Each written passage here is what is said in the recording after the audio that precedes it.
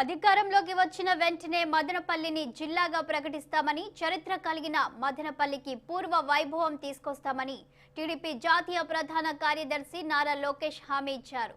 యువగలం పాదయాత్రలో భాగంగా లోకేష్ మదనపల్లిలో పర్యటించిన సందర్భంగా ఈ హామీ ఇచ్చారు. టమోటా రైతుల్ని ఆదుకుంటామంటూ గిట్టుబాటు ధర కల్పిస్తామని మదనపల్లిలో జరిగిన బహిరంగ సభలో ఆయన చెప్పారు. తెలుగుదేశం అధికారంలోకి వచ్చిన వెంటనే పీలేరు, పుంగనూరు, తంబలపల్లి నియోజకవర్గాలతో మదనపల్లిని జిల్లాగా ప్రకటిస్తామని బహిరంగ సభలో నారా లోకేష్ హామీ ఇచ్చారు. ఉమ్మడి చిత్తూరు జిల్లాలోనే అతిపెద్ద టమోటా మార్కెట్ మదనపల్లిలోనే ఉందని, పలు రకాలుగా నష్టపోతున్న టమోటా రైతులకు గిట్టుబాటు ధర కల్పించి అన్ని విధాలుగా ఆదుకుంటామని ఆయన అన్నారు.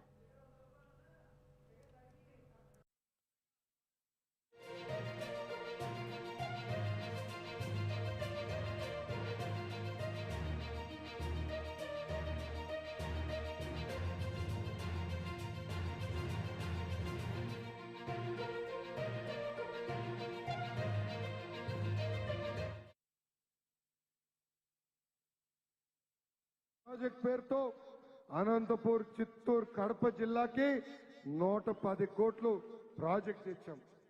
70 కోట్లు రాష్ట్ర ప్రభుత్వం, 40 కోట్లు కేంద్ర ప్రభుత్వం ఇన్వెస్ట్మెంట్ తో ఆనాడు పనులు ప్రారంభిస్తే వీళ్ళు ఏకంగా అధికారులకు వచ్చి ఆ ప్రాజెక్ట్ ని కూడా మర్చిపోయినారు. ఇక్కడున్న రైతులు చెప్తున్నా, టమాటో మార్కెట్ యార్డ్ ని ఈ లోకేష్ దత్తకు తీసుకుంటాడు.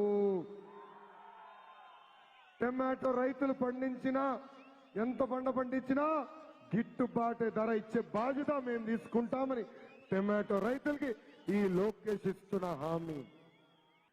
నేను మీరు చూపిన ప్రేమ, ఆదరణ, గౌరవం నేను మర్చిపోను.